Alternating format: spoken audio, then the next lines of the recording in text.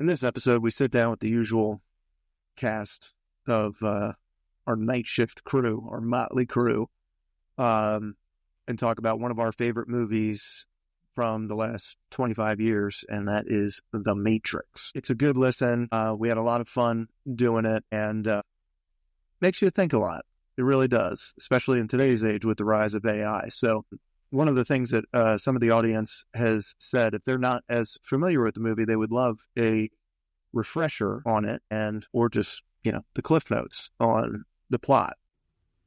So for the audience, there is going to be some spoilers. So if you haven't seen the movie, it's been out for 25, 26 years, you should get on it. But just fair warning in advance, there are going to be some spoilers in tonight's episode, I should say.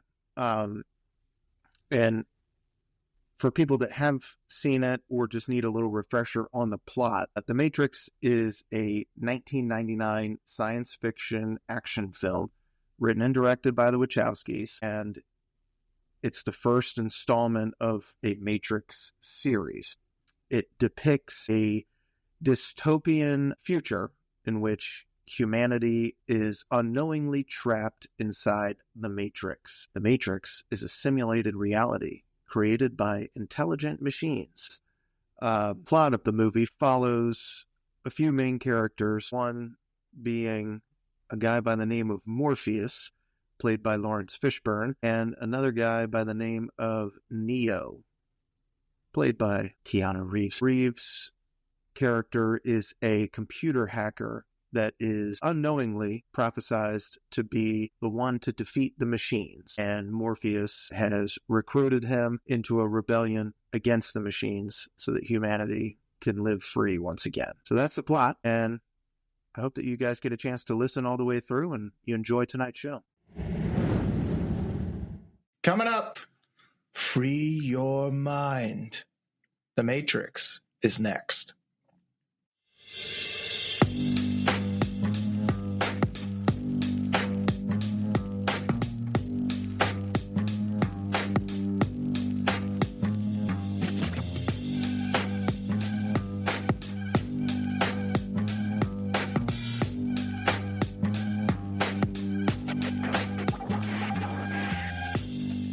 All right. Tonight, I am joined by Agent Smith and Morpheus himself. Wow. Hello. Thank you. Yeah, well, it's a fucking pleasure to see you guys. We're breaking down The Matrix, a film that redefined action and sci-fi. So let's dive into this world building, the themes, and groundbreaking visuals for the time. We'll hit the best scenes, the hottest takes, and of course, pick this apart and see what made it a cultural phenomenon. So, gentlemen, take your red pills. Follow us on this journey. All right? Free your minds. Plug in. Where were you when you first saw this? I was about 8 years old. Young Morpheus. I watched this very young. Dude, I don't even remember. I was very young. Maybe even younger than 8. It came out in, what, 99? Yep. Yeah, I was a young lad. My whole family, we watched them, all three of them. We watched them all together. You guys drove this and wanted this movie badly. Yes. Why? I think being in a simulation is on everyone's mind. Okay. Especially today. You go plug in any single podcast and someone brings it up. But yeah, and to go back to your first question, I don't remember when I saw this. My memory didn't start till I was like 11. So I don't know. And I would have been 4 when this came out. So good God. Yeah, I don't remember at all. I do remember watching it for the first time and not really getting it, just thinking it's really cool. Cool enough to get the video game, which was amazing. Hell yeah. But that was about it. So. It's got everything. It's got the greatest fight scenes. It's got a love story. It's a classic hero's journey. But it's also, at the time, you'd never seen anything like it. No. No, it's groundbreaking for its time. So you have, I think it hits more today, even so, than it did back in the day, because the rise of AI and what that's done and the fear of it from the skeptics is kind of something like this that would happen, where you have now machines have taken over the world and humans are stuck in a simulation and don't even know it, except for Morpheus.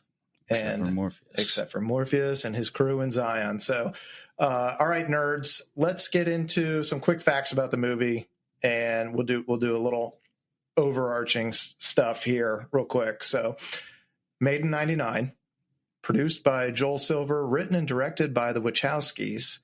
Sisters. This still blows my mind. So, okay, you guys told me before the podcast, it was the Wachowski brothers. Now it's the Wachowski sisters. Yes. Yeah, this is old news. Okay, well, you know what? You're blowing my mind here. Clearly, I didn't do enough research on this. Main cast, Keanu Reeves, Lawrence Fishburne, Carrie-Anne Moss, Hugo Weaving, and Joey Pants. Joey Pantoliano. Joey Pants. All right, budget was $63 million. Box office, $460 million worldwide. That's a hit, man. Let's give some love to the Oracle. What's her name? Because she doesn't get listed in main cast. Look her up. Goldberg. It's not Whoopi Goldberg. It is not Whoopi. By the way, while he's looking this up, you can tell this movie is old AF because they got phones with lines on them, and they got pay phones, dude. Brother. We don't even have those anymore. Oh, we're getting into that. What aged the best and what aged poorly. But let's go to Rotten Tomatoes real quick. So Rotten Tomatoes, critic score, 83. Audience score, 85. Still pretty damn good. Rotten Tomatoes is kind of a harsh thing. No, that's good for them, but that's a low score still. Well, let's listen. Not everybody's seen it when it just came out. Some people are reviewing it years later. And now we have like even better CGI and all the stuff that comes with that. But arguable. Well, okay. Let's get back into the time machine and talk about competition that year. So 99, massive movie year. You had Fight Club, Sixth Sense, Blair Witch Project, Star Wars, The Phantom Menace, and this movie won 4 Academy Awards, but no Best Picture nomination. Oh my God. Yeah, pretty wild. Year, dude. It's a pretty damn good year. I think this one stacks up pretty nicely against those, even though it's like almost like a cult movie genre renaissance there between Blair Witch Project, Sixth Sense, Fight Club. I mean, they're hits, yes, but they have their own like cult following. What a way to end the 1900s. Yeah. I mean, damn is right. So actors in this one, let's start with Keanu. So where he was before this movie, we have him in Speed, Point Break. Oh, Bill and Ted's Excellent Adventure. I actually love Point Break. Dude, I fucking love Point Break. It's a great movie, but Johnny Utah. Oh, get me 2 hoagies, Johnny. 2 hoagies. Who am I thinking of? Gary Did you guys? Busey? You're thinking of Busey. That's Busey's line, the 2 hoagies. But dude, so he's in action movies. He's in Bill and Ted's Excellent Adventure, hilarious stoner movie. You know how I got that movie? In a pizza box. Really? It was delivered like Pizza Hut or something. They gave. That's how bad the movie is. They just like, here, put it in a fucking pizza box. The DVD and the pizza box. Incredible. So those were his big movies before this one. This one made him a bona fide action star. And we'll get into, there's some juicy casting what ifs in this one. Yeah. But this movie sets him on A-list trajectory. Then you have Lawrence Fishburne coming off of Boys in the Hood. Incredible movie. Event Horizon, Apocalypse Now. So he's a well-known actor at this point. But this one, I mean, he makes a name for himself in this one. It just really sets him apart because he's not the lead in it, but he's a incredible supporting actor in this movie. Carrie-Anne Moss Trinity did nothing after this movie, really. I mean, she's in the Matrix trilogy and mostly just TV roles. It's a shame because I thought she was freaking awesome in this movie. She's actually phenomenal. Then you got Hugo Weaving, Agent Smith, and he's an Australian film and theater background before this, but he parlays this into being basically an iconic villain. He's V for Vendetta. He's Lord of the Rings. Oh wow! Oh yeah. No, he. I didn't know he was V. Oh yeah, I forgot. Oh yeah. And let's see, what else do I have in here? Anti-hero in that one for sure. Oh, no doubt about it. Yeah. Anti-hero. So, I mean, we can talk about it now. We can get into the casting what ifs for this. Mm-hmm. It's not a perfect movie, but it's damn good. And it's incredibly entertaining from start to finish. But I had this for later on, but let's just get into it now. Casting what ifs. Gentlemen, you want to take a swing at who they were going to cast for Neo, or who they thought they were going to cast for Neo? I've heard rumors. Tell me. There's been rumors that my wife is a hobbit. No, Will Smith. Right. That's one. Is there another one? But they say that about every movie, dude. It's like Will. Oh, we were going for Will Smith. He was supposed to be Django too. Well, dude, Will. He's the biggest movie star in the world at this time. Yeah, at this time. I think he could pull it off, no doubt. I just think it's a little different movie with him in it. There's probably the same amount of action. It's hard for me to see an unconfident Will Smith. That's what I mean, because Neo plays this believable, unbelievable character nerd programmer. You don't see Will Smith doing that. He's got the hat sideways, a little helicopter on top. Yeah. You just don't see that. No. Here's the other two that I found. Nicolas Cage. Okay. For Neo? For Neo. Oh. And Brad Pitt. Okay. I mean, he was busy doing Fight Club, so. Well, yes. All of them turned it down. Didn't want to do it. Really? Morpheus. Bangers on this one. Now, Fishburne is an awesome Morpheus. I got no issue with his irreplaceable. God, if you say Pacino. It was Al Pacino. No. Free your mind. No. Free your mind, Neo. I said I wouldn't bring up Pacino. No, you know who I want Pacino to be in this is actually Agent Smith. Oh, it's the smell. There you are, Mr. Anderson. There you are. The stench. The stench. Now, so here's first one. Sean Connery. Ooh. Pretty interesting. Real. Nero. Yeah, could you please plug in? We have to talk. Yeah, I don't like him.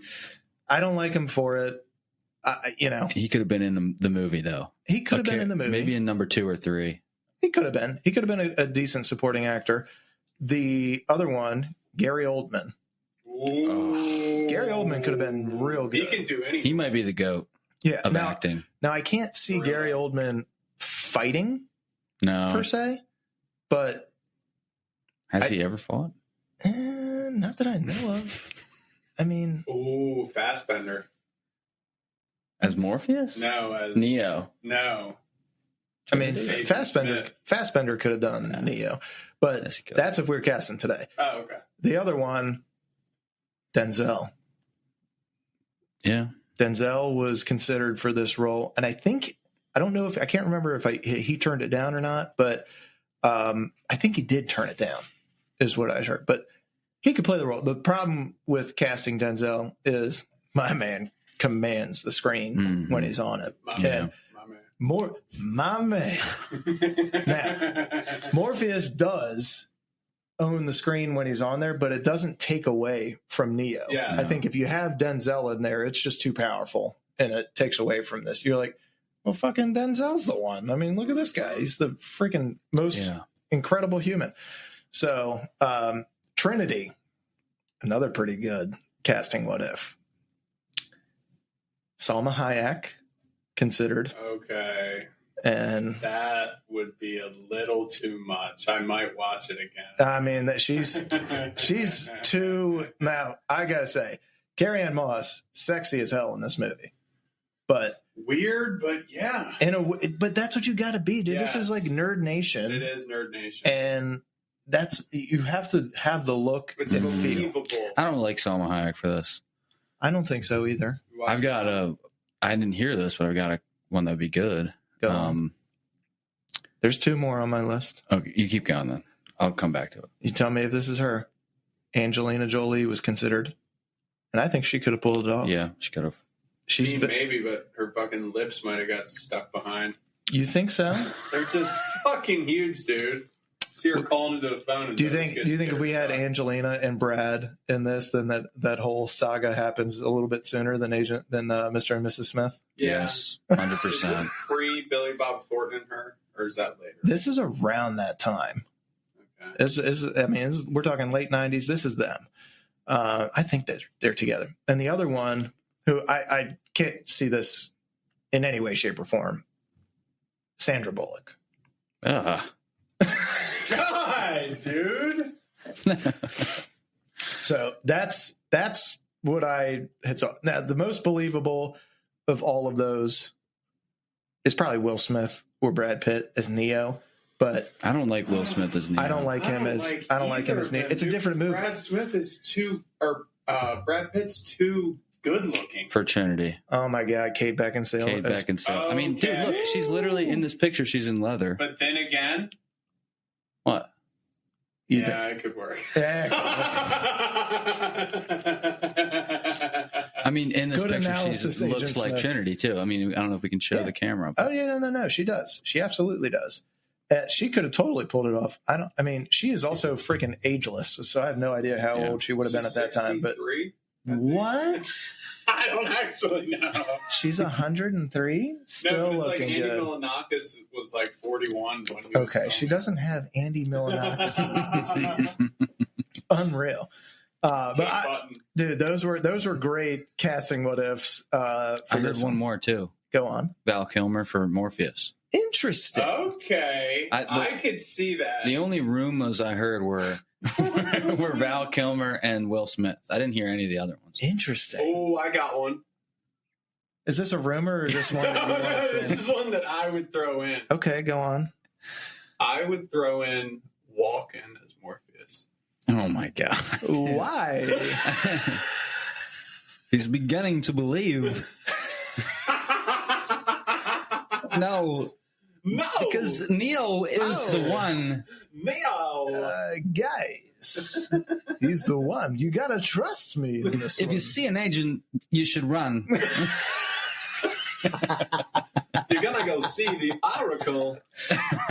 Come on. We're gonna go see the Oracle. I'd rather see him as Smith. Oh my God. Are we going to do this every time? Just Pacino and Walken? Well, Pacino's a stand-in for any of these. No more Pacino, no more Walken, even if you can't hold it back. Only one. I'm absolutely not following that rule. Pacino could be in any movie. It's just whether it's going to be a comedy or not. Okay, Shane, you're Morpheus, but you're Pacino. And I'm Cypher. Hey, Morpheus, what do you think of Trinity? She's got a great ass! Pacino is... You do it again. Okay. I'll put you over the head with a soldering iron. You die in the Matrix, you die for real. You die. Leo, you do it again. The steak is juicy? No, he could have been Cypher. He could have. You know what? He could play that role. He's actually a pretty good villain. He's great. He's a great villain. He kind of... I don't know if he likes playing the villain role, but he's damn good at it. He's not a coward, though. He might not like that. He doesn't like playing a coward. He's usually like a strong. Yeah. I'm not a coward. I'm not a coward. All right, gentlemen. Let's fast forward this. Let's break down best scenes from the movie. What are the ones that stand out to you the most? For me, it's when the Oracle tells him, "Sorry, kid," like it's not you, even though she doesn't technically say it's not you. And when Morpheus first gets in serious trouble, and they're thinking, "You can't go back in. We got to unplug him." And he's sitting there thinking, and he's like, "Well, I'm not the one, so why the fuck does it matter? I'm not going to let him die for me." And then he goes back in, and that's what makes him. Once he believes he's not the one, the pressure's off. And I'm getting the chills thinking about it because it's so relatable. Dude, maybe it's not you. And you're like, you know what? I don't give a fuck anymore. Yeah. And you're just going to go after it. And he did. And then that's when Morpheus is like, I believe. To believe. So, dude, when Morpheus is in the walls and he just sacrifices himself and he's like, and he headbutts the fucking drywall. Well, because he believes that to his core, this kid is the one. Because I think the Oracle told him, "You're going to find the one." She tells Trinity, "You're going to fall in love with the one." You got that right. And so those two believe. And there is like, God, you could go down like Reddit rabbit holes on this. Do you think the Oracle was wrong? Or do you think that she did that on purpose to try and get him? Because if she can really see the future. Explain. Go on. Tell me more. Remember I told you on the phone. She told him he wasn't going to be it. And you said, no, she didn't. Was she wrong about what? Was she wrong about him not being the one? Or do you think that she told him that so that he would take that burden off of his shoulders? She says, it's just a semantics thing. She says, "You already know what I'm going to tell you." And then he's like, "I'm not the one." And she's like, "Sorry, kid, you got the gift." She never actually says you're not the one. Mm-hmm. She just lets him believe that, but she already knows he's the one. You could argue that. She never says not the one. Yeah. He says it. She says you're waiting for something, maybe another life. I don't know. So she never says you're not the one. Interesting. He said what he needed to hear. Yeah. My other favorite scene, going back to the Oracle, telling Trinity her thing when he's supposedly dying and the Sentinels are lasering into and he's about to die, and she says, "You have to be the one because she said I would be falling in love, and it can't not be true." Mm-hmm. And she didn't say it, but she said, "I love you." Yeah. And that's what wakes him up, and it's like, oh, dude, that was literally the best dialogue, dude. Like the way she said that. Well, it's interesting because you have it's kind of like a tale as old as time.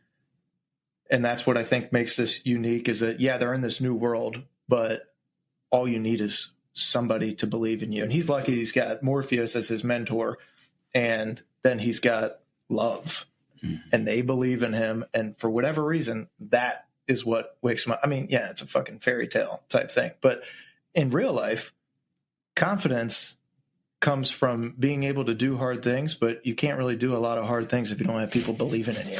And these people fucking believe in this guy to the death. Yeah, I mean, if you think about smell, dude, is that one of you? I don't smell anything. But dude, if you think about all the most successful men and women, they've got somebody who loves them. Yeah. Because it puts behind that pressure, most, I would say. It puts behind that pressure of, I got to look good for this. No, you just got to do your fucking job. You already have that part figured out. Your brain can focus and compartmentalize on just what's important. Let's talk. Hang on. I don't smell anything. I don't smell anything either. Did you rip one? I didn't. I thought it was you. No, not yet. I'm sorry. Wipe that sweat. So, hang on 1 second. We can cut that. My bad. Oh, we'll cut it. Don't worry. Let's go red pill choice. Morpheus delivers the ultimate existential question. Gentlemen, you're in that spot. You taking red pill or blue pill? Well, in fairness, I'm glad I rewatched the movie because he makes it very persuasive to take the red pill. Take this pill and you'll just go back to your normal life of being a depressed POS. or you can learn about the truth of everything, and it's like, duh. I'm gonna take that one. It wasn't like a life full of pain, despair. Like, he doesn't say what it actually is. Like, he makes the blue pill look like shit. But you can tell, like, Neo's looking. You could tell that he's looking for something more. Yeah, because you can't be stuck in that world. I mean, dude, they do such a good job of setting the scene and making everything such a grungy. It's like, I don't even know. I mean, they don't ever say like where this, world that they're in is. I'm assuming it's some kind of like New York City or something. Well, it is New York City because there's a subway. Yeah, it's not. I think it's Chicago. No, you think so? Chicago has whatever they call it, the trains that are on, like, above ground. It looks like New York to me because it's a subway system. I heard Chicago. I'm sorry. Well, I guess maybe Chicago is both. Maybe it's based off of just multiple cities. It could be. I mean, it's just a simulation, guys. But true. But they do such a good job of making it unappealing as fuck. Yeah, it's green. And it's green. It's gray. It's like just kind of like a disgusting world, and you can see like he's not living some good life. He's at an office job he fucking hates. He gets yelled at for being late because he's been up hacking and doing God knows what else. The guys that he's selling what is he even selling in the beginning? Programs. So he's selling these programs to guys that are just typical grunge punk rock scene. So it gives you that background of like, I don't really think that this is awesome, and he can't want to do this, but he just looks depressed the entire time. And so having somebody come in and save him basically and tell him, he's still skeptical as hell, like most depressed people. Like, he was living without a purpose. Yeah. He doesn't just have he's hoping depression. For a he knows that something's off. Like, he can feel that it's not real. He can feel something's going on. Yeah. Behind the curtain. Yeah. So back to my question. You taking blue pill? Or are you taking red pill? Well, am I Neo or am I me? You're you. Well, I would ask a lot more fucking questions. Like, oh, what's going to happen if I take this pill? But dude, they would be in there for 6 hours and you would have so many fucking questions. I don't just take pills. Okay, weirdo with your fucking glasses. Also, did you wash your hands? How do I know where those pills have been? What is in them? So I like to think I would take it. Yeah. I think there's an analogy to real life. I know you. You're not even asking one question. Do you want to know the truth to everything? And have a fucking 11-inch dick? Yeah, I'm fucking taking it. Wait, what is that? Where'd that come from? I'm just saying. By the way, I'll throw in an 11-inch cock. He makes it seem so much better. Do you want to know, like, do you want to be the man? Do you want to go back to your micro penis? Or do you?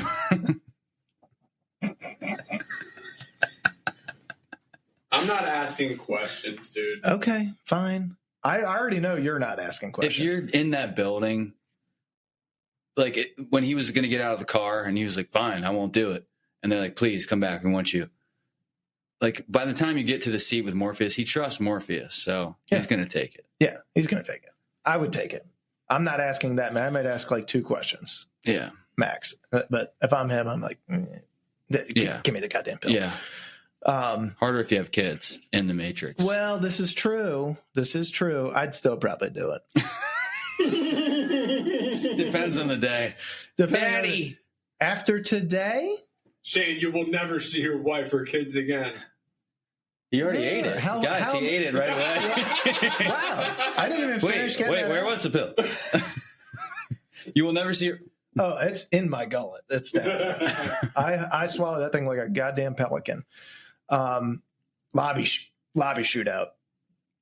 Loved it. my God. God, I love that. It had a mass shooter feel. It was a little creepy. It is a little creepy. Yeah. Video game scene feels amazing. That scene in the video game. Oh, you play that in the video game? Oh, yeah. I didn't have the one where you're Neo. Blow away, cops. Here's the moral dilemma. Away, dude. Moral dilemma. You don't feel bad either because they're not real. No, but you know here's what? Good call. Yep. No, but they are. They are, because they're dying in their little wet tubes. Yeah. So at the beginning of the movie, they say anyone who's not unplugged, anyone who's not a red pill, is our enemy, because at any time they could be an agent. Because the agents can hack into a real person's body at any time, and when we see it, he turns into the helicopter guy. You kill an agent, he turns into another guy. Yeah. So it is a real person that they're killing. That's in a pod. Because in their head, they believe they got shot. Yeah, so they probably do die. So there it is again, dude. What is that? Is it the trash or something? It's not the trash, bud. Sorry. Let's take a quick break. We'll be right back.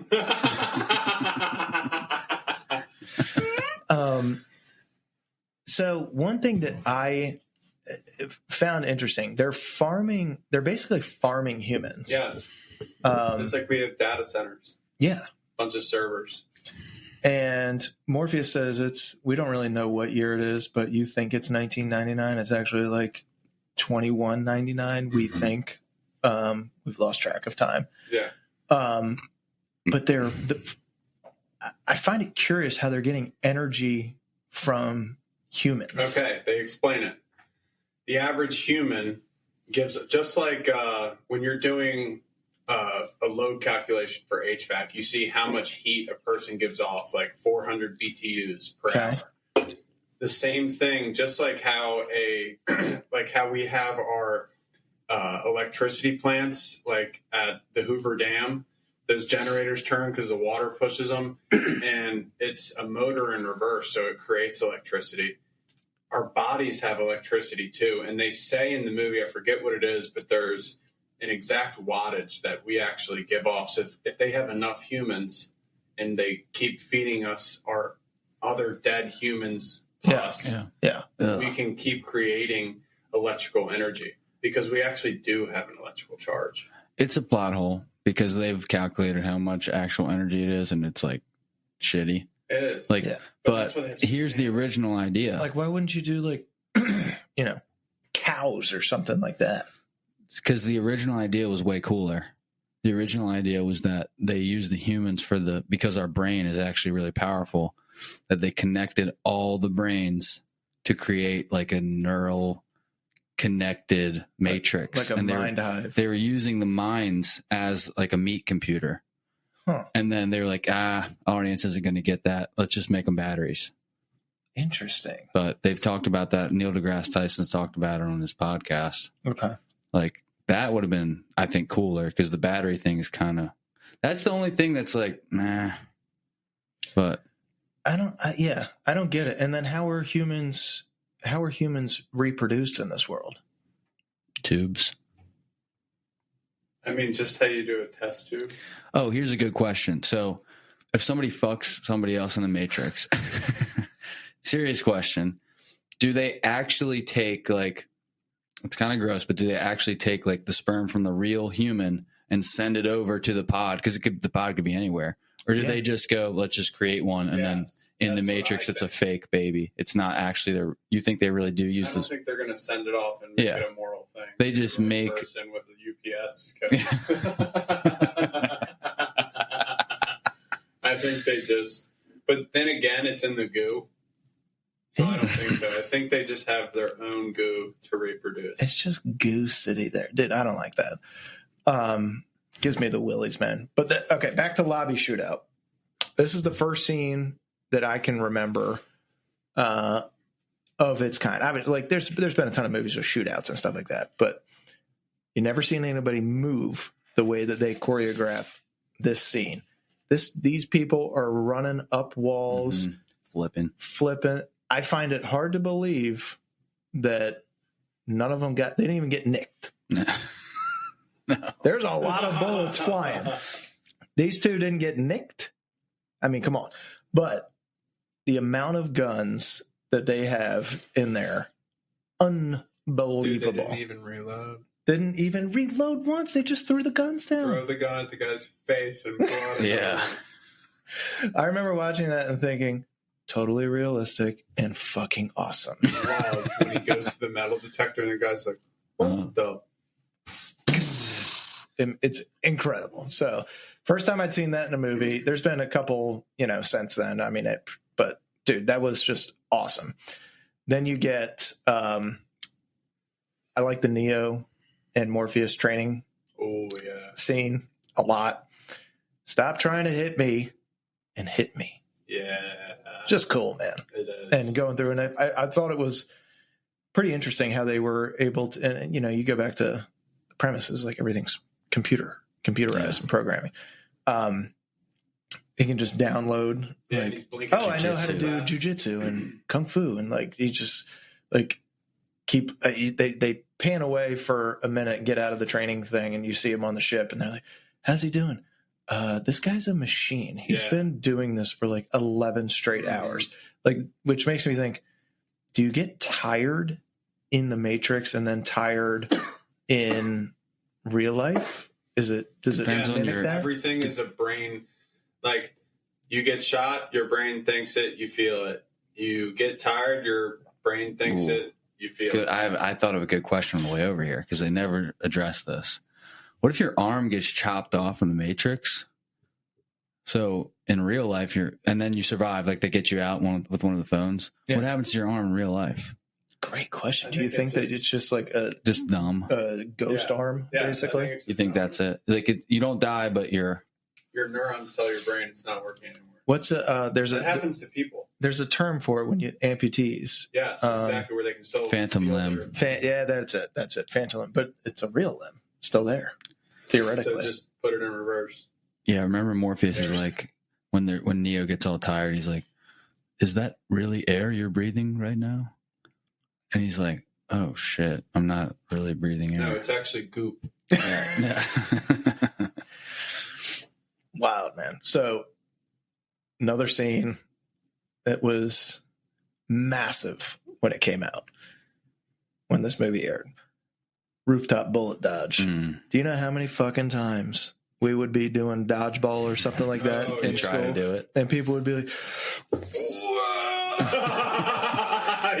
just get hit in the nuts. Every single kid was trying that shit. Like, oh my God, we could do this. Lord knows I tried it and I got fucking clipped every single time. But that was such a cool scene when it was going down. Rewatching it the other day, I think I watched this movie again on Sunday night last week, and I mean it's less real, not the best special effects, but for the time, fucking awesome. Dude, I actually was talking to Colin about this.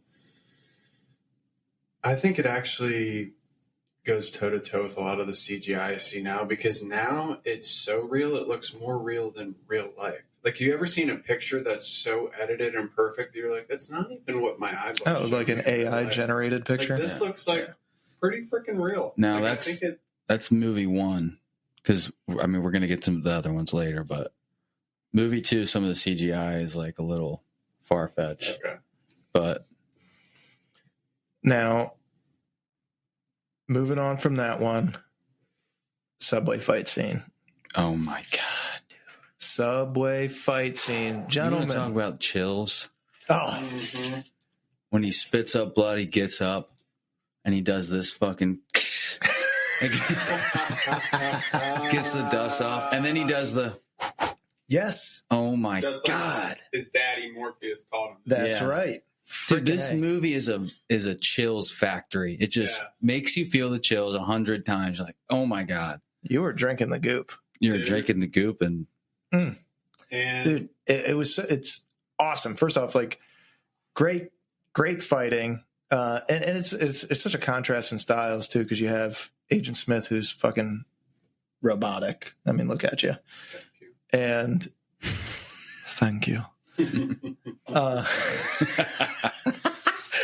And Neo, who is anything but he's getting his ass kicked, and they're all worried about him on the ship. But he just keeps getting up and keeps fighting back, and then fucking beats him at the end, throwing him under the subway that's coming. And then goddamn Matrix strikes again. It's like, that's got to be exhausting to kill these dudes, and then right back. They're right back. And you're like, Jesus Christ. All right. And then he books it out of there. But such a cool scene, incredible choreography. I didn't read any of the or look at any of the like director commentary or anything like that beforehand. Maybe I should have, but I loved how they did that. It was awesome. Dude, Neo he's got the Taylor Swift effect where Explain. Keanu Reeves is, for most guys, it's not like Jason Statham or something unobtainable. He's an obtainable, believable figure. Like, it makes the dude, I have that same body. Like, I could be him. Like he's not Jean-Claude Van Damme, where you're like this guy's been training his whole life. With Taylor Swift, she doesn't have like a BBL. She's not a Kardashian. She's just like tall, skinny girl. Like any girl could obtain to be her. Yeah. So that's true. I think he's perfect for this role because of that. It's a good point. Yeah. All right, gentlemen, best lines. Unless you have any more best scenes. Oh, yeah. I got a great scene when Morpheus is held captive and they save him. Oh. They come up with a helicopter with the Gatling gun and just light up the fucking agents, dude. They sure do. But listen, I gotta do me a favor. How the hell did Morpheus not get ripped apart by the Gatling gun? That too. I'm watching that and I'm thinking, first off, fucking incredible visuals. Yeah. It's awesome. I did think that. And I'm pumped as hell when this is going on because you're like, he's gonna do it. Dude. Yeah, he's in his chair, and I'm thinking like, first thought was, hell yeah, let's go. They're getting their boy back. But then the more I'm watching, I'm like, the agents are standing right next to him. How is he? How accurate is this gun? This gun cannot be that accurate. It cannot be. I have no idea. He's shooting all over the place. Yeah. He's going in blind. Dude, he's going in totally blind, whipping through. Somehow Morpheus doesn't get hit, and he gets clipped by one of the agents at the end. But yeah. But another chills moment when he breaks the fucking handcuffs. So sick. I mean, his delts must be made of iron. He lat races to the side. Just it's like he had the energy finally when he knew that he was coming after him, and then he was like, "Are the handcuffs even real?" Yeah. And then he finally busts out. So I love that scene, dude. That scene was cool as shit because then it goes into the scene. Like, I guess it's still part of the same scene. He's pulling up Trinity on the rope. And that's what was he going to catch the helicopter? That's what you first think. At first, I'm thinking, oh my God. He's going to pull the helicopter up? Jesus Christ. And then he doesn't. And it's just her. And I'm like, oh God, that's more believable. Yeah. Like, yeah. Thank God. Because thinking like, all right. Yeah, exactly. And you're like, that would have ruined the movie if he did pull up the whole helicopter. No, dude, but just the way he pulled her up, it actually goes back to unobtainable, obtainable. It makes you go, I could probably do that. No, hold on. He doesn't have the triceps. He really doesn't. He doesn't have the core to pull that off, but somehow he does. Well, listen, he's not pulling up Dank DeMoss. But he has the belief. But he believes. This movie is about faith. And it really is, though. Because all of them, when they have the faith. Wachowski. Huh? Wachowski. No, I mean, Neo, I sometimes wonder, is it like, was he programmed to be the one? Or does he just really believe so hard that he can just manipulate? Because they all have enough belief that they can do more than other people. They can jump over buildings and shit. So it's an interesting question. It's a good question. One more scene that it's the climax. Pause. When he fucking figures out he is the one, and then he jumps through the freaking agent's body. Also behind the back. Yes. And then he's like, well, here we go. Just fucking. He's like, I could do a coffee right now. This is doing me nothing. And the agents are like, oh shit. It's the first time that they've ever done that. It's just incredible. I actually pulled that move off with Jordan. When we were kids, she'd be swinging, and I actually was doing this, and it was working. And I went, "Oh my god, it's actually a really oh my god, I'm the one." This is a really and then Shane looked at you and went, "He's beginning to believe." Griff's like, "What's happening?" No, Griffin was playing the video game like, "Motherfucker, this thing's not fucking working again!" And throwing the controller against the wall. Did you see the lady in the red? Yeah. Did you see the lady? That's totally him. He's Mouse. Yeah. Griffin is 100% Mouse. The thing that kind of ticked me off a little bit about Mouse, and this is a very small detail, just because I'm a stickler about wasting. When he's going through the programs for Neo, he's just throwing them over his head and like, no. And they're just clanking on the floor. And these are really important programs. And I'm thinking, put them to the side. But he's just like, to the back of the room, and he's like, how about bro, you live on a ship in the middle of I don't remember nowhere. Yeah, like, dude, don't. Was he throwing like martial arts back? No, he was throwing the little programs for different training videos. Oh. And he's like, not exciting. Ooh, how about this one? And I'm thinking to myself, oh my god, you guys need these on the ground. Like, you're gonna need these. You're throwing our serums away. Dude, you ever had you guys remember video games with actual CDs and DVDs? God forbid you get a freaking scratch on that thing. It's like, fuck, it's ruined. Come on, Mouse. Oh, Mouse, shout out to Mouse when he dies. Got 2 Tommy guns. Just that was pretty sweet. He didn't believe it all. No, he didn't believe it all. Real quick. I mean, he would have had to really believe because he got shot about 5,000 times. Yeah, he did. Let's get into best lines. What did you like? It's the smell. I'm saturated by it. Mr. Anderson. Mm-hmm. Mm-hmm. Anything by Morpheus, pretty much. He's got some long dialogue in a lot of these spots. Some of it's like, all right, bro, come on. I like when Trinity's like, I was looking for you, Neo, this entire time. When they're at the club and she first meets him, and he's like, how do you know my name? I just think it's so cool that she's this close to his ear, and she's like, I've been looking for you, Neo. Oh, I got one that's... Ooh. Okay, I've got 2 real quick ones. When she kills the agent, dodge this. Yeah, shoots him in the fucking head. Fuck it, I got that she on my list. Definitely should have shot him before she said that, because he probably could have just dodged it. Dodge this, okay. All right. But, and then when Cypher is like, how can he be the one if he's dead?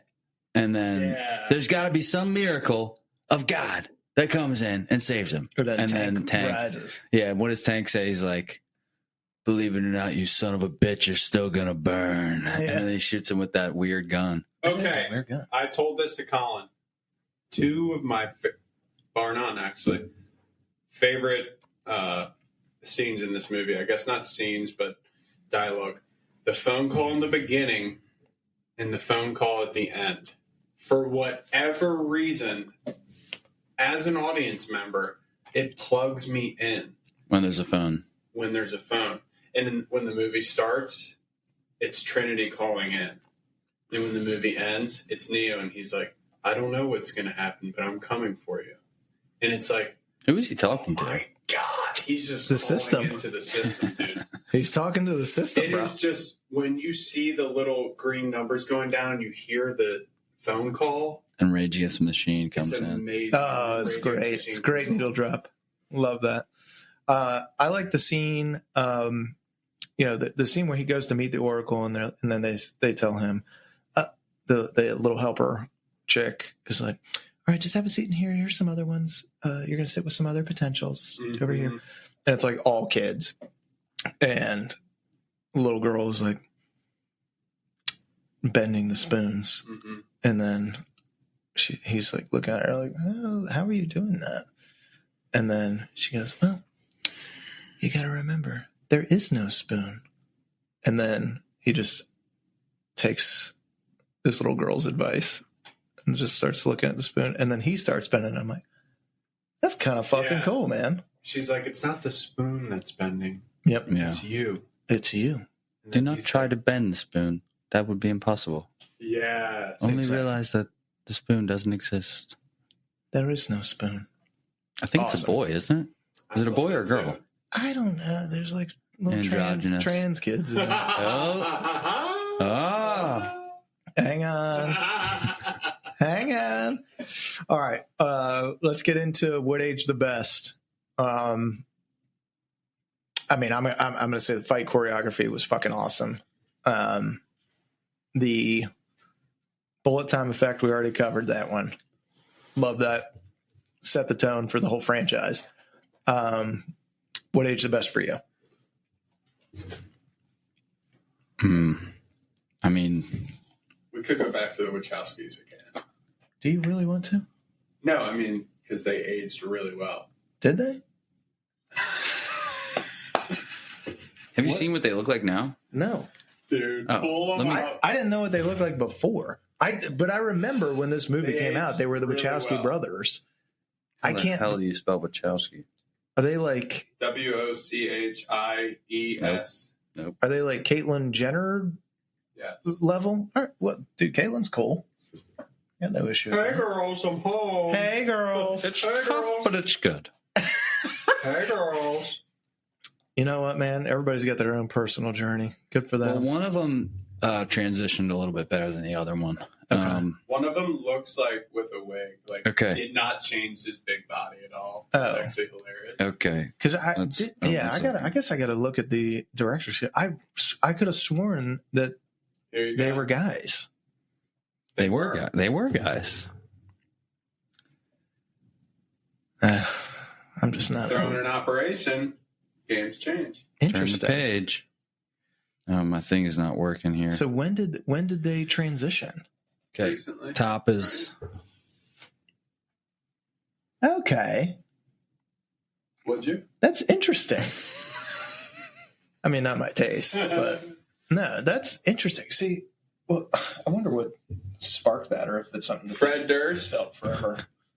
No, Fred Durst didn't transition, did he?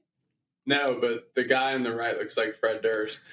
And then he's Francine. well, he's got a red cap on, so I get what you're saying. He's got a backwards Dude, red cap. They do not look like what I thought. No. Man, dude, I don't care what they did. You know what? They could write a fucking movie. Hell yeah, they can. This one actually looks better as a girl. Yeah. The other brother? Yeah, that's what everybody says. The bald dude, it was a little bit rougher of a transition for him, but That's all right. They're, like I said, they're living their best life. Good for Hey. them, man. They did a freaking banging just job know on this. this. Somebody out there's going to hit that. Yeah, you already know Dude, it, bro. You know there's always some guys like this. Okay. What? Dude, they're like our dad at the beach. There'll be Yeah. a fucking seagull that flies Dude, around and be like, he's you like see the this. legs on that thing? No, be like this. Every time, No, bro. that. Oh my God! Did you see her? Did you? Well, just saying. I'm just saying. Just That's saying. how you know he's been married a long time. You're like, Jesus, bro. Relax. Just nothing like horny old guys. Dad, if you're listening to this, I love you. there's no way he's going to listen. Do you think he will? He won't listen this deep in. He won't listen this deep. He'll listen to 5 minutes. Yeah, exactly. Dad, if you're listening, it was all Shane. What else? You literally What- brought him up. What else aged the best? 'Cause we're going to get into what aged the worst in a second. I mean, the glasses. Awesome. They're not the style anymore. No. So, but I mean, this was never the mainstream style. They were going for some sort of bondage underground type deal. They actually went to a real bondage like rave. Well, knowing the history now, I can totally see that. The first scene when Neo meets Trinity, I think that was a real bondage club, No shit. BDSM club. Okay. in Cali or something. It just felt like Blade. Yeah. You know what? That's exactly what I thought. I was like, dude, this is exactly like. Where's Wesley? Let's talk. What age the worst? Dude, that's a good call. He could have been good. Wesley Snipes could have been. Snipes could have been great in this. Also, Stephen Dorff. The Deacon Dorff. Frost. Yeah, I like him, man. He could have been an agent. Fallon. He could have been an agent. Oh yeah, 100%. I think he could have been maybe a cipher as well. He's good at a bad guy. Joey Pants was off great, the charts, man. That fucking goatee was out of this Ed world. Norton could have been in this too. Yeah, he could have been in He's it. good as that nerdy guy. Like Neo, he could have been maybe. And now we're pushing it too far. I can't. Know. I mean, I Could've know been he's Mouse. got Fight Club, but I'm not. That's like the only fighting. Actually, I don't know. Maybe he did American History fight X. much. He was actually an American History X dude. Wouldn't fuck. Oh, he was because he got big. He put got on like big and 60 jacked. pounds of muscle. Good point. But he Howard County's finest, right there. true. Let's go. Let's go. He didn't fight in Fight Club though. He did, but Yeah, he was. did. But when you see his scenes, he's always getting beat. Yeah. And then He loves Durden, his alter ego, was always winning. Mhm. And that's probably part of the reason he's not in this is they're filming that at the same time. But Who it was could have that been interesting. chick? Who was what? Fight Club. Their girl. Oh, Bellatrix Lestrange. I don't know her real name. Yeah, Bellatrix Strange. Lestrange. From Come on, Harry dude. Potter. Get your fucking Yeah, get your Bellatrix nerd hat Strange. on, bro. Dude, she's scary. She's got. She could have been a good like female agent. They should have brought her in for the 100%. fourth one. Dude, if they're making it today, she's a badass female agent Mhm. Well, for like, sure. In Matrix 2, she could have been one of the bad people at the club. Yeah, Oh, like yeah. one of the what's his name, the Merovingian. Ah. All right, hang on. Okay. Back on topic. Yeah. Back on topic. What age the worst? I mean, you said it in the beginning. Payphones. Mm-hmm. Oh, I got one. Go on. Just when they go in, the scene where they're shooting up the whatever that building is. Shooting up the lobby. Yeah, shooting up the lobby aged kind of bad because now, like with all the mass shootings that have happened since, And they almost all dress like it this, too. feels it's like they got their inspiration from they put on the trench coats. It's very true. That aged kind of poorly, Very but true. they had to do it. They had to save Morpheus. So. Well, that's the thing, dude. This is just a movie. It's not meant for people to try Yeah, this shit in yeah. real life. But yeah, I would say that's another one. Didn't age that well, but fun watching a movie, just not in real life. The phones, the cell phones, fucking great. Yeah, dude. Great. Teeny tiny. Teeny tiny. Yeah, Hello. it ages. Hello. That ages well though, because with iPhones it'd be like, Yeah. iPhones aren't as cool for movies. True. They don't work as well in movies as. No, having that, just the nature of flipping it open, Mhm. Flipping it adds an open. effect to it. And actually lighting a real cigarette. Oh, man. Yeah, Nothing like a cigarette pulls me into a movie. I'm like, all right, this guy knows what he's doing. yeah. 100%. I don't smoke cigarettes, but every time I watch a movie where somebody's ripping them 24/7, I'm like, God, I really want to try it. Mm-hmm. Really looks awesome. All right, let's do hottest take. Do you think that The Matrix predicted the rise of simulation theory and AI fears? Well, it didn't help put it to rest. I'll say that. Yeah. I mean, it gave a name to the idea. Yes. Like people say, we're living in a matrix. Like Exactly. that word people didn't use that word No. for No. simulation before this movie. Very true. Very true. So definitely a little bit for Actually, sure. It gave birth to it. Yeah, one of the questions that I had was, if they were, would it be as impactful if it were released today? I think yes. Yeah. I think it'd be even more like timely, given how quickly AI has come about in the last even the last year alone, with everything that we've got going on. Any hot takes from you guys? You can use this as casting what ifs. You can do, if you were to make the movie today, who are you casting as Neo? I feel like Keanu could still do it, man. This John Wick franchise he's got going on, he can still pull this shit off. They did a Matrix 4 like 2 years ago. That's true. So did he play it? Yeah. Is he in it? Okay. We'll get there one day. But dude, I love this movie so much. I can't even really think of trying to replace people. It's just true. So good. Well, now they're just cemented in these roles, and I can't think of anybody else. This is not one of those movies where you can replace even supporting characters. I think they've created their own world for this movie, and it's just impossible to think of anybody else in it. All right, let's do awards. Who's your MVP? Who won the movie? MVP Morpheus, Lawrence Fishburne. Really? I mean, obviously Neo's great, but that would be like too obvious of a choice. So I'm going with, though, I love Neo. I do too. He fucking crushes. I agree with you on Morpheus. I think he's great. Mr. Anderson. Oh, true. Yeah, I'm sorry. Yeah. Agent Smith. You like Agent Smith? You think he won the movie? Anybody else who does that, you're like, nah, he is the perfect scumbag.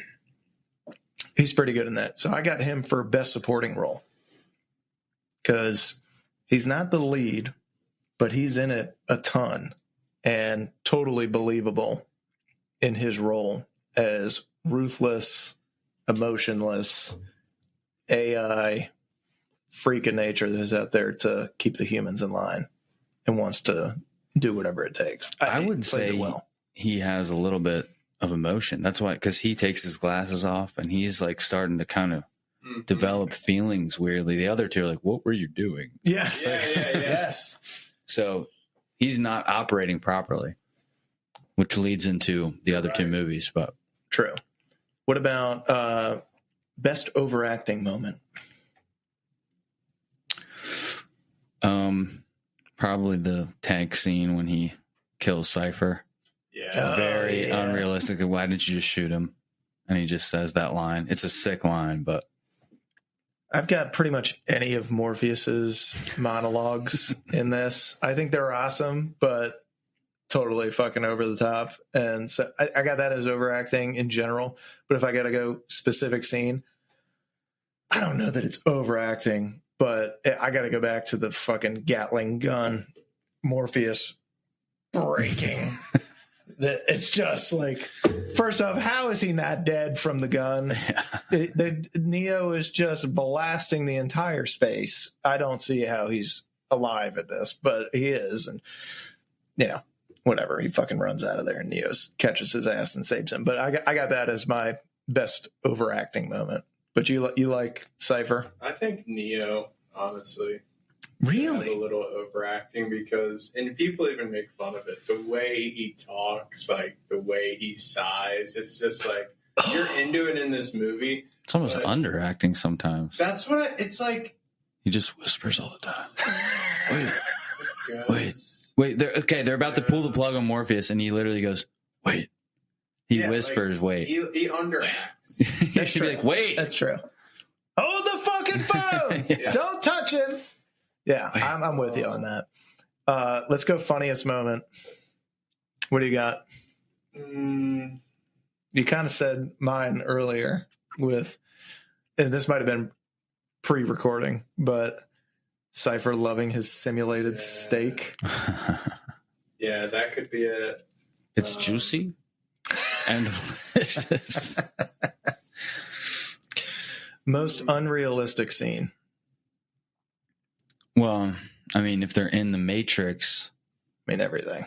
The most unrealistic thing, even in the Matrix, is the trying to catch the helicopter. Yes. Yeah. Oh my God. Yeah. For me, it's probably the little metal parasite shrimp. Ooh. Sucking it out. Oh yeah. Vacuum. But they're in the Matrix still. You think they can't? You don't think that the vacuum battery is powerful enough to suck that thing out? No, it's a Dyson. I just hate her. Have you had a Dyson? Yeah. There's no way you're getting that little shrimp out of there. No. Even the German models, they're only. All right, best needle drop. Well, let's not. We're all going to go to Rage Against the Machine at the end, but let's not sleep on just the soundtrack itself, the horns, the opening horns. Every time there's a big moment, whoever I don't know who the composer is, but god damn, he's good. They're good, man. It's good. I like Spy Break during the lobby shootout. I like that, but I think Rage Against the Machine at the end is just like sign it, perfect. Like sign out, we're good. All right, let's do some real life impact here. How did the movie change the industry?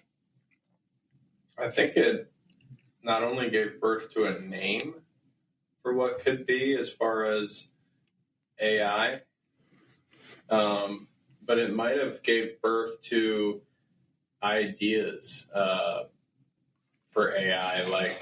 It could have gave birth to ideas for AI,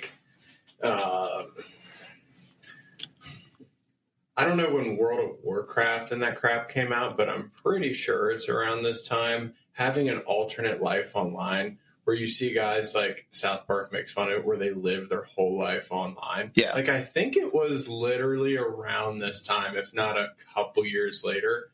And then just like technology does, it's like dog years. Everything moves so quickly. And now we have ChatGPT. Yeah. But this is also like robots. It's also like the rise of the internet too at the same time. Like it's been around for a little bit in 99. It's not brand new, but we're still dealing with dial up and all that other shit. I don't think Facebook was out. No. Facebook came out in like 2006, maybe 2005, 2006. So, but this kind of sparks that, in terms of cultural influence, it sparks that, living through your computer. And that's what we do now. We live through our avatar. That's online. Yeah. God, do you remember Farmville and all the other shit that Penguin guys Club? They even tried what did Meta do a couple of years ago? Then they have like a virtual world where guys, dude, and I only follow this stuff because I sell real estate, as you guys know. Shane O'Leary. Yeah. They had guys during COVID buying like $5 million mansions in Meta's like virtual reality world. Do you not remember that? What? Dude, no. Unbelievable. Like, bro, it's a fake world and they're spending real money on this fake world. It was bizarre. Totally bizarre. But in terms of the industry, I think movies in general kind of revolutionized visual effects. Bullet time kind of became a Hollywood staple. I think it inspired a lot of the modern sci-fi action films. So you look at Inception, John Wick, Ready Player One, like all that kind of stuff, where you can loop in to a different world. I think it also influenced, like you said, a lot of discussions on artificial intelligence, simulation theory, philosophical thought. Inception and Shutter Island and stuff like that are probably pretty good examples of just taking, this is like the Godfather for movies like that. Dude, even the new show Fallout, the chick finds out one of the other vaults is a human farm. You remember that? Interesting. I've not seen Fallout. It's like the last episode, she walks in and she sees her, I don't know if it was her dad or her mom, but they're in the goop. Yeah. Like they literally stole it. Yucky. They took it from this movie. Mm-hmm. Thievery. The Wachowskis got to go after them. Yeah, for real. Can't do that. It might have been them that made. You think so? Oh, there's a lady that claims she wrote this movie and that the Wachowskis stole it from her. Really? And she says that it is either a prequel or it's the sequel to the Terminator. And no shit. Yeah, she claims it, but they went through court and everything. And they're like, she's fucking crazy. She definitely didn't write it. She thinks that she is in a simulation right now. Yeah. In terms of cultural influence, I think the red pill, blue pill metaphor has been used a bunch. Oh, or yeah. Dude. a lot, especially in social and political conversations. The cyberpunk aesthetic influence, some fashion, a lot of gaming though, and tech culture. It kind of reminds me of what's the movie Grandma's Boy? You got the beep boop boop boop. When he segues to his office, Yes. he's like, yeah, metal legs are gonna feel so cool. So true, dude. So I don't know. I think, there's references to the Matrix that appear everywhere from memes and all that stuff. But I think biggest influence it has is AI discussion and simulation theory. I think you could go down rabbit holes all day with that stuff. It's just now. how deep we're going to go with this. We got VR headsets. We got. Is this world that bad? Dude, we have fake chicken now. Oh, I know. Like, we have. You had one of those Beyond Burgers? That's what I mean. Everything's becoming like closer and closer to. Would you just plug in? Because it's going to be a reality one day. One day, I'm sure it will be. And it's close. It's probably closer than we'd like to admit. And how many kids are just unpack kids? And this is how it happens too. They create it. You're going to be like, fuck that. I'm not doing that. But then some guy that's a paraplegic is like, I'll do it. Yeah. Because why the fuck not? I'm just laying in a chair. Yeah. Severed. Just like Severance. Man, my innie is going to be fucking awesome. Yeah. My innie is going to be living his best life. Well said, man. It's a great show right now. Let's get into poking holes. We did a little bit of this. We talked about if Neo is the one, why didn't the Oracle just what? I said that she said he wasn't, but your semantic argument is a good one. Mm-hmm. So she didn't say that he wasn't. She just told him what he needed to hear.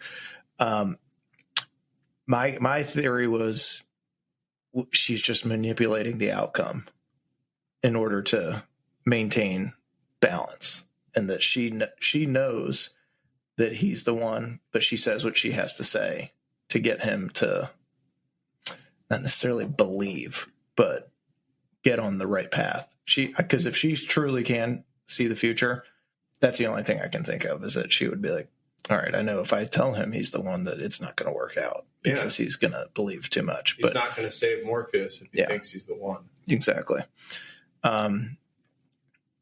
How do the rules of the Matrix work exactly? Sometimes agents seem like omnipotent. Other times they get bested in a hand-to-hand fight. Like, when they absorb somebody's body, does it matter how athletic that person is?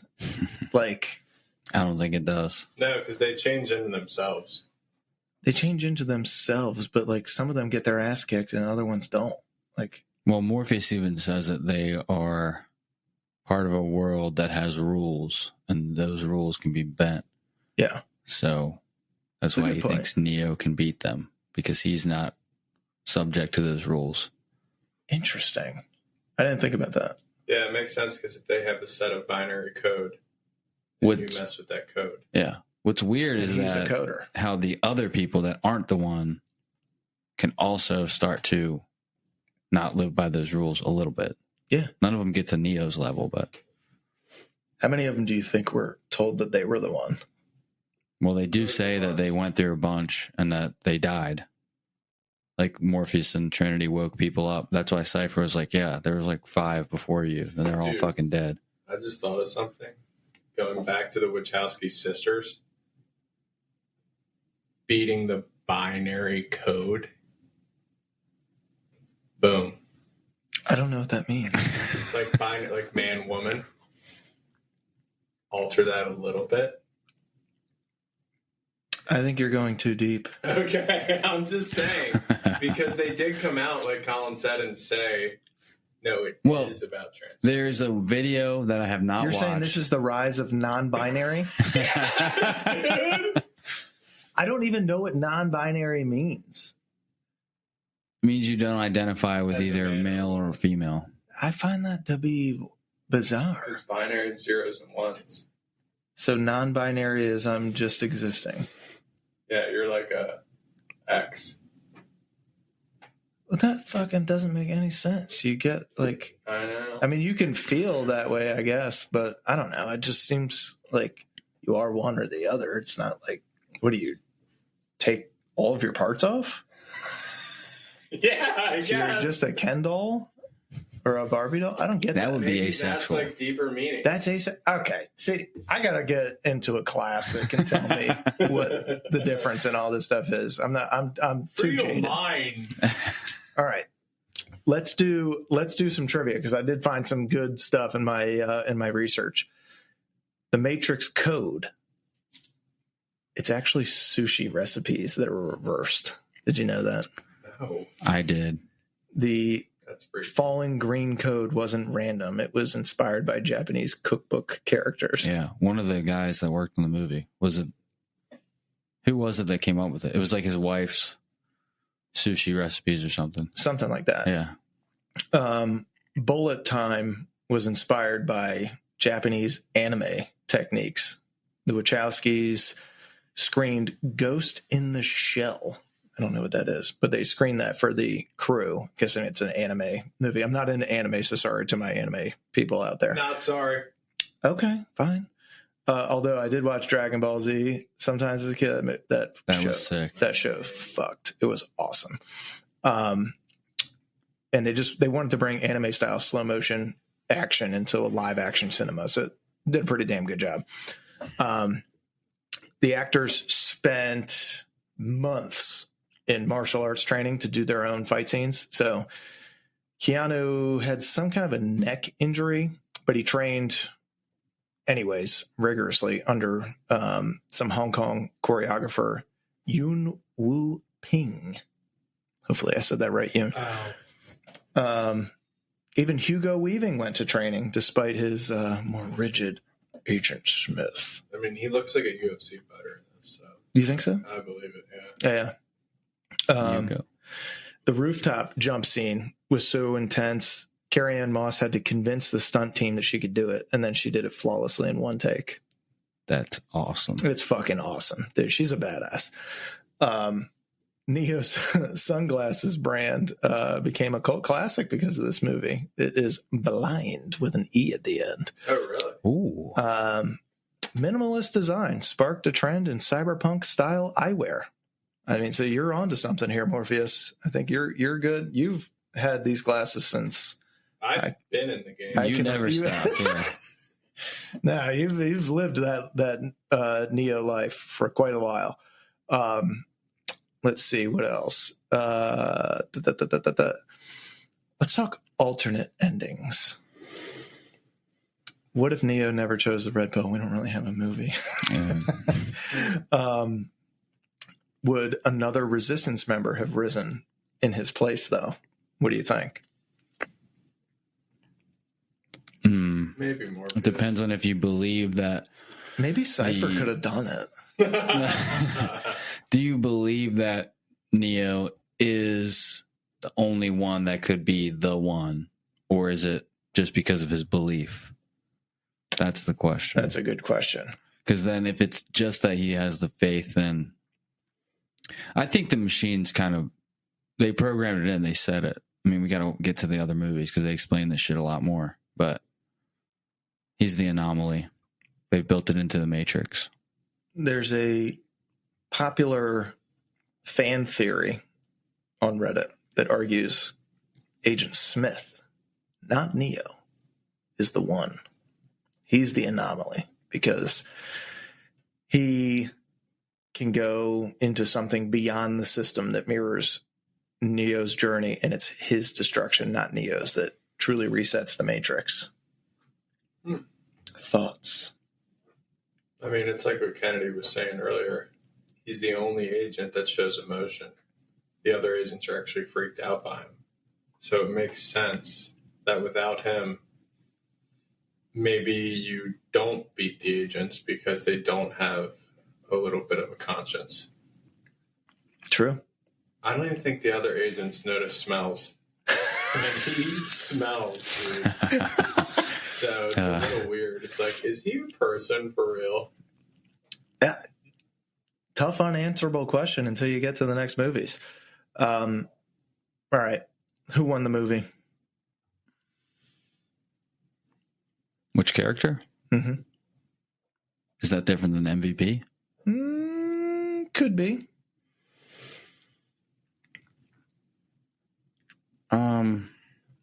Well, I'll say Neo because I said Morpheus for MVP. Yeah.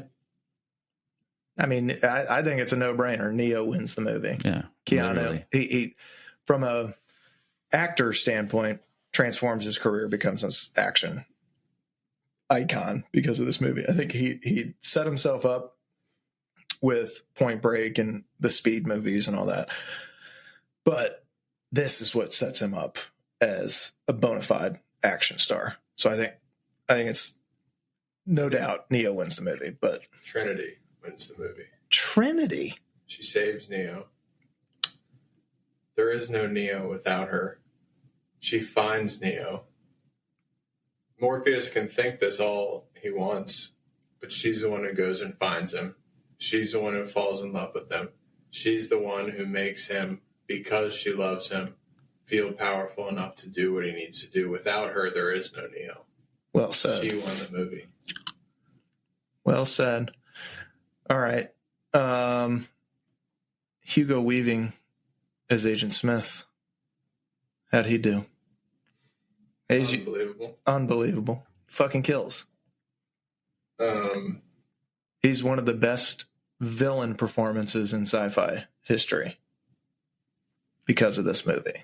Yeah, he looks the part perfectly. And you guys said the Wachowskis. I don't know if they won the movie, but revolutionized action filmmaking because of this movie. Oh, they're brilliant. And visual effects and the whole deal. I mean, they low-key changed the world. They gave a name to Matrix. No one would have ever called it that or even started to think of that. What's your personal rating? Rate the movie, gentlemen. All right, I'm going to go 9.5. Wow. 9.5. Okay, that's high. CK, are you thinking, can we go above 10? Yeah, I mean, just to be realistic, I'm going to give it a 9.8. Okay. Wow, that's low. So you got to I actually like the other two maybe more than the first one. Interesting. Okay. So with all these personal ratings, you got to go with, put some context into it. It's got to be for the genre and, what the film is trying to do. I'm going to give it a 9.1. That means we should average out around 9.5. Mm-hmm. One sentence takeaway. I believe. Say no more. Free your mind. Gentlemen, it's a mind-bending sci-fi classic that reshaped action films forever. So that's it. That's a wrap for us. That's it for our Matrix episode. And remember, there is no spoon. Okay? Next on the Night Shift, we're tackling a cult classic. Joe Dirt. Get ready, everybody. Follow, subscribe, leave a review. Night Shift out.